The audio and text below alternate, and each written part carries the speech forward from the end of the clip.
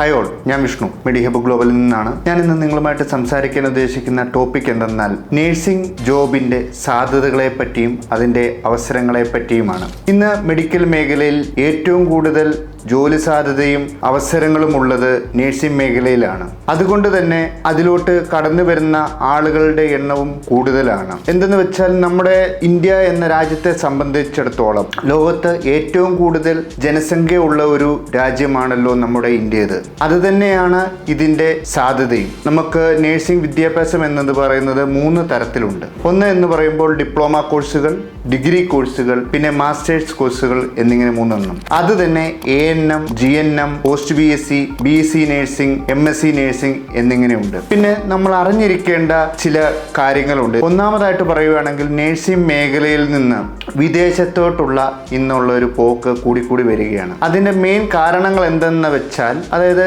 നമുക്ക് quality of life, money freedom, time freedom. അതിനൊരു example പറയുകയാണെങ്കിൽ, ഇന്ന് ഒരു യൂറോപ്യൻ രാജ്യങ്ങളിലോട്ട് അല്ലെങ്കിൽ വിദേശ രാജ്യങ്ങളിൽ നിന്ന് മെയിൻലി യൂറോപ്യൻ രാജ്യങ്ങളിലോട്ട് ഒരു പ്രൊഫഷണൽ ആയിട്ടുള്ള ഒരു നേഴ്സ് പോകുമ്പോൾ ആ നേഴ്സിന് ഒരു മാസത്തിൽ 12 മുതൽ 15 ദിവസം വരെയാണ് വർക്ക് ചെയ്യേണ്ടി വരുന്നത്. ആ വർക്ക് ചെയ്യുന്നതിന് അവർക്ക് 3 മുതൽ 6 ലക്ഷം വരെയാണ് അവർക്ക് സാലറി കിട്ടുന്നത്. പിന്നെ ബാലൻസ് 15 ദിവസം അവർക്ക് കുടുംബത്തോടൊപ്പം ചെലവഴിക്കാനുമുള്ള അവസരങ്ങൾ കിട്ടുന്നുണ്ട്. വേറൊരു കാര്യം പറയുകയാണെങ്കിൽ, നേഴ്സിംഗ് മേഖലകളിൽ, മെഡിക്കൽ മേഖലകളിൽ ഇന്ന് അവസരങ്ങളും സാധ്യതകളും ജോലി സാധ്യതകളും വളരെയധികം കൂടുതലാണ്. അതെന്തെന്ന് വെച്ചാൽ, 1000 ബെഡുള്ള ഒരു മൾട്ടി സ്പെഷ്യാലിറ്റി ഹോസ്പിറ്റലിൽ അവിടെ 2000-ലധികം നേഴ്സുമാരെയാണ് വേണ്ടി വരുന്നത്. പിന്നെ എന്തെന്ന് വെച്ചാൽ, കോമ്പറ്റീഷന്റെ കാര്യം പറയുകയാണെങ്കിൽ, നേഴ്സിംഗ് മേഖലയിൽ മറ്റുള്ള മേഖലകളെ അപേക്ഷിച്ച് നേഴ്സിംഗ് മേഖലയിൽ കോമ്പറ്റീഷൻ വളരെയധികം കുറവാണ്. അതുകൊണ്ടും ഇതിലോട്ടുള്ള കടന്നുവരവും നമുക്ക് ഇതാണ്. അതുകൊണ്ടാണ് കോമ്പറ്റീഷൻ. പിന്നെ ജോലി സാധ്യത, ഇഷ്ടവും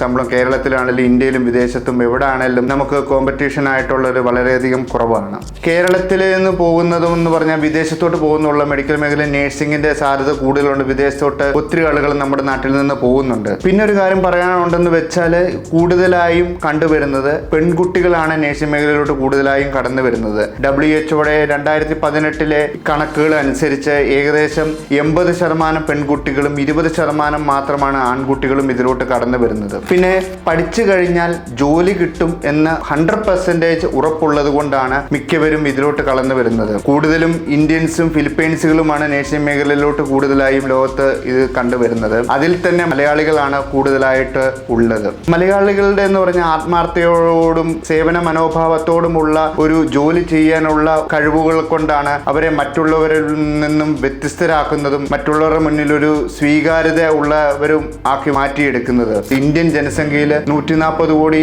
ജനസംഖ്യ ഉള്ളതിൽ നമ്മളെ, അതായത് പേഷ്യൻസിനെ നോക്കാനും ഹോസ്പിറ്റലുകളിലൊക്കെ ഉള്ളത് വെറും 5-6 കോടി ആളുകൾ നേഴ്സിംഗ് ഇതുകളാണ് ഉള്ളത്. അപ്പോൾ ഈ വീഡിയോ എല്ലാവർക്കും ഇഷ്ടമായെങ്കിൽ എന്തെങ്കിലും സംശയങ്ങളോ കാര്യങ്ങളോ ഉണ്ടെങ്കിൽ താഴെ പറയുന്ന നമ്പറിൽ ബന്ധപ്പെടുക. Okay, thank you all.